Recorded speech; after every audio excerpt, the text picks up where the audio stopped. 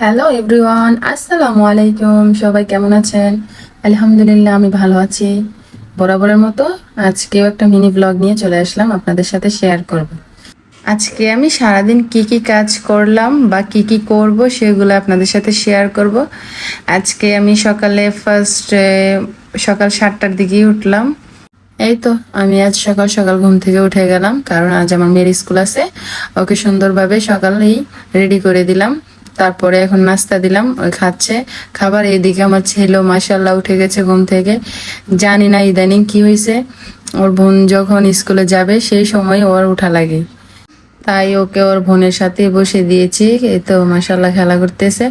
এদিকে আমার মেয়েও সুন্দরভাবে রেডি হয়ে যাচ্ছে স্কুলে যাবার জন্য। এই তো এখন ভাইকে নাকি একটু আদর করে যেতে হবে। এই তো প্রতিদিনই এরকমটা করে। যাবার আগে ভাইকে সুন্দর করে কোলে নিয়ে আদর করে দিয়ে যাবে। ভাইকে নাকি দিনের অনেকটা সময় দেখবে না, সকাল 9টায় যায়, তারপরে আসে হচ্ছে দিনের 1টার দিকে। অনেকক্ষণই তো দেখে না। এটাই ভাই বোনের ভালোবাসা। আসলে এই ভাই বোনের ভালোবাসা ছোটবেলায় খুব মধুর হয়। এইদিকে বোনকে একদম জাপটিয়ে ধরে রাখছে যাতে বোন না যায়। এই তো এদিকে আমার মেয়ে চলে যাচ্ছে আমার মায়ের সাথে, আমার মা নিয়ে যাচ্ছে, স্কুলে দিয়ে আসবে। এখন আমি যেতে পারি না তেমন, কারণ এখন বাবু ছোট, সে কারণে এখন আবার বাবুকে খাওয়াইতে হবে। এই তো বাবুর খাবার রেডি করে নিলাম, আমার বাবাইটাকে খাওয়াবো এখন। এই তো খাবার দাবার শেষ করে তারপরে ছেলেকে একটু ঘুম পাড়িয়ে দিলাম। এইদিকে আমার বাবা আজকে অনেক বাজার করছে বাসায়। এই তো নদীর অনেক টাটকা টাটকা খুব সুন্দর দেশি মাছ নিয়ে আসছে, সাথে কাতল মাছও নিয়ে আসছে, কেটে কুটেই নিয়ে আসছে। এই তো মাছগুলো মাশাল্লাহ দেখতে অনেক সুন্দর না?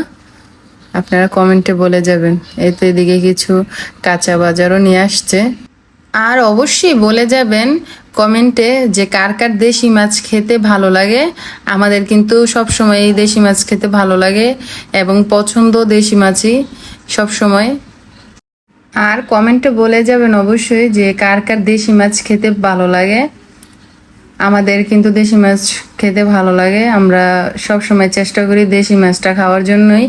আর যে বড় মাছগুলো আনে বাসায়, ওইগুলো মূলত আমাদের বাসার বাবুদের জন্য আনা হয়, কারণ বাচ্চারা তো ছোট ছোট মাছ খেতে পারে না, এগুলো তো অনেক কাটা, তাই বাবুদের জন্যই বড় মাছগুলো আনা হয়।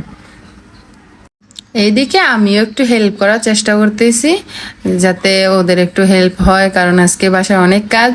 আমার ভাবি কাজ করতেছে অনেকগুলাই, তো সাথে আমার আম্মু হেল্প করতেছে। এই তো এদিকে চলে আসছে মা রান্না করার জন্য। আজকে এই মাছগুলো রান্না করা হবে ফুলকপি, আলু আর টমেটো দিয়ে রান্না করা হবে। আর এই রান্নাটা আমার খুব প্রিয় একটা রান্না। কার কার এই রান্নাটা ভালো লাগে অবশ্যই বলে যাবেন। এই তো তারপর আমি আবার মাংস রান্না করার জন্য চলে গেলাম। আম্মু বলতেছে যে আজকে মাংসটা আমি রান্না করার জন্য। এই তো যে কথা সেই কাজ, আমি সুন্দর করে রান্না করতেছি মাংসটা। মাংসটা রান্না করা শেষ প্রায়। আর আজকে মজার কথা কি হলো, সেটা হচ্ছে আজকে 3টা আইটেম রান্না করা হয়েছে। 3টা আইটেম 3জন রান্না করেছি। যেমন মাছটা রান্না করেছে আমার মা, তারপর মাংসটা আমি, আর টকটা আমার ভাবি। আর বেশিরভাগই আমার ভাবি টকটা রান্না করে, কারণ টকটা আমার ভাবির হাতেরটাই অনেক মজা হয়।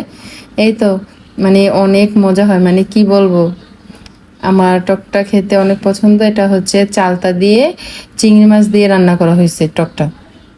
এই তো আজকে আর আর কিছু বলবো না। আর আমার ভিডিওটা যদি ভালো লাগে অবশ্যই আমার চ্যানেলটা সাবস্ক্রাইব করে আমার পাশে থাকবেন। আর আমার ভিডিওগুলো ভালো লাগলে অবশ্যই লাইক কমেন্ট শেয়ার করতে ভুলবেন না। ওকে, টাটা বাই বাই, সবাই ভালো থাকবেন।